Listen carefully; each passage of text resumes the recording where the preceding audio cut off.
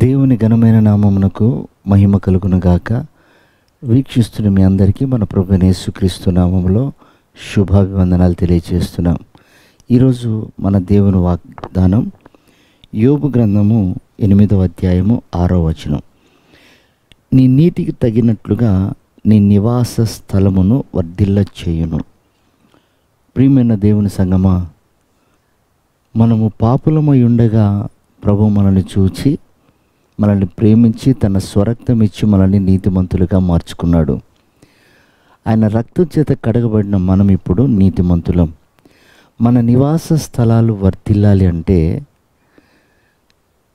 యోబు తన జీవితంలో తన నివాస స్థలము ఎలా వర్ధిల్ల చేసుకున్నాడో అక్కడ బైబిల్ సెలవిస్తుంది. తన నీతికి తగినట్లుగా తన నివాస స్థలము వర్ధిల్ల చేశాడు దేవుడు. ఏంటి యోబులో ఉన్నటువంటి నీతికి తగిన ప్రవర్తన అంటే, మొదట అతడు దేవునికి భయపడినటువంటి వాడు.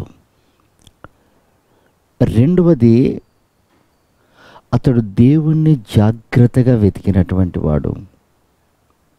మూడవది, అతడు దేవుణ్ణి బ్రతిమాలుకున్నటువంటి వాడు. 4, తనకు కలిగిన స్థితిలో నుండి కుడి ఎడమలకు తొలగిపోయినటువంటి వాడు. ప్రియమైనటువంటి దేవుని బిడ్డలారా, మన నివాస స్థలాలు వర్ధిల్లాలంటే దేవుడు మనకి నియమించినటువంటి మార్గంలో నుండి కుడి ఎడమలకు తొలగిపోకూడదు. అంత మాత్రమే కాదు, ఆయన మనల్ని నడిపిస్తున్నాడు కనుక మనకు ఆపద సంభవించినప్పుడు, అక్కర సంభవించినప్పుడు మనం ఆయనను బతిమాలుకోవాలి.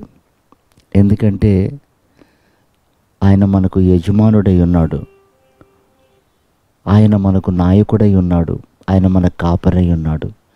కనుక ఆయనను మనము బ్రతిమాలుకున్నట్లయితే, రెండవది, ఆయనను జాగ్రత్తగా వెతకాలి.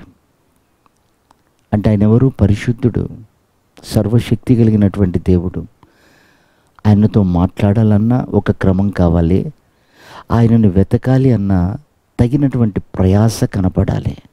కనుక యోబులో తన కలిగిన శ్రమల మధ్యలో, దుఃఖం మధ్యలో, సమస్తాన్ని కోల్పోయినటువంటి స్థితిలో అతడు దేవుణ్ణి జాగ్రత్తగా వెతికాడు. నోటి మాటతో కూడా పాపం చేయలేదు. అతడు ఎవరి ఎదుట దేవుణ్ణి కించపరచలేదు. ప్రతి విషయంలో దేవుణ్ణి మహింపరిచాడు, జాగ్రత్తగా వెతికాడు. కనుక తన నివాస స్థలము వర్ధిల్లి అతడు రెండంతలుగా దీవించబడ్డాడు. కనుక ప్రియ దేవుని బిడ్డలారా, ఈ రోజున మన నివాస స్థలం వర్ధిల్లాలంటే ఆయనను జాగ్రత్తగా వెతకాలి, ఆయనకు భయపడాలి. అలాగే ఆయన నడిపించిన మార్గంలో కుడి ఎడమలకు తొలగిపోకుండా మనం కాపాడబడాలి. అలాంటి కృప ఈ ఉదయకాలం ప్రభు మనందరికీ అనుగ్రహించి ఆయన మహిమగల రాకడకు సిద్ధపరచునుగాక. ఆమేన్.